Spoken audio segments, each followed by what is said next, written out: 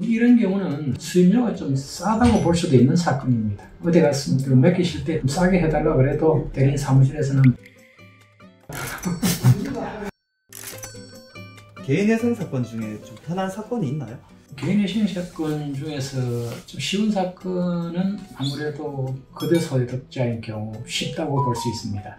급여 소득자는 급여 소득이 바로 찍히기 때문에 따로 뭐 소득 산출할 필요도 없지만은 근로계약서 없이 하는 아르바이트 또는 일용직 하는 분들의 경우는 소득 산출이 간단하지가 않죠. 일용직 하는 분들은 아무래도 근로계약서를 쓰고 일용직을 하는 게 아니고 하루에 일한 만치 이제 받는 거니까 월별로 며칠 일한다고 뭐 정해진 것도 아니고 하니까 본인이 이제 좀 많이 벌었던 달과 좀 적게 벌었던 달 최근 1년치 평균을 해서 소득을 산출할 수밖에 없습니다.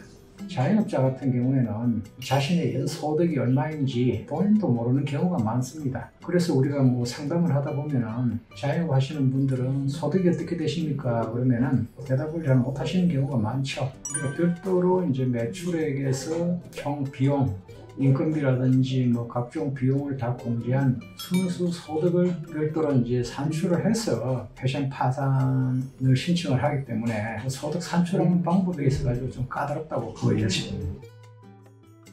재산이 없는 경우에 쉽기도 하지만 본인에게 유리합니다. 재산이 있는 경우에는 그 재산의 가액을 평가를 해야 되기 때문에 그런 부분에 있어서 좀 복잡하죠.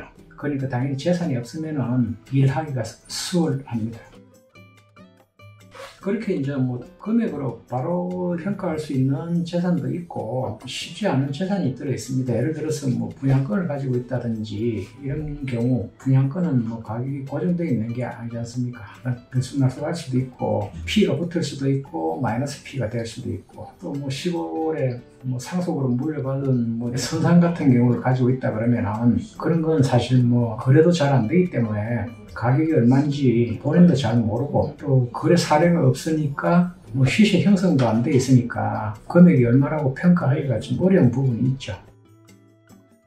또 채무와 관련해서는 최근 채무가 없는 경우가 아무래도 일 처리하는데 편리하고 신청하시는 채무자분들 본인의 기준으로 볼 때도 개인회생 인가결정, 파산해서 면책결정 받아내는 데 있어가지고 채무가 오래된 경우가 훨씬 유리합니다. 최근 채무라 그러면 보통 신청일 기준 1년 이내에 대출 일으킨 경우를 최근 채무라 그러는데 최근 채무가 있을 경우에는 법원에서 그 최근 채무의 사용처 어떤 용도로 사용을 했는지 따지기 때문에 사건 처리가 좀 까다로운 편이죠.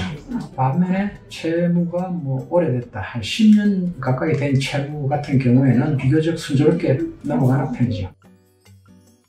개인회생의 경우에 이제 비교적 쉽게 처리할 수 있는 사건 이런 경우는 신청하시는 분들 입장에서는 수임료가 좀 싸다고 볼 수도 있는 사건입니다. 어디 가서 맡기실 때 대리인 사무실에 좀 싸게 해달라고 그래도 대리인 사무실에서는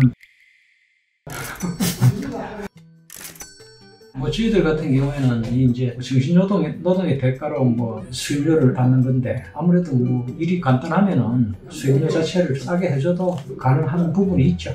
그래서 이제 정리를 하자면 재산이 있는 경우보다는 재산이 없는 경우 소득 관련해서는 자영업자보다는 급여소득자 분들이 사건 진행하기가 좀 수월한 편이죠. 그리고 채무와 관련해서는 최근 채무가 아닌 묵은 채무들이 법원에서 의심을 덜하니까 사건 처리하기가 좀 쉬운 편입니다.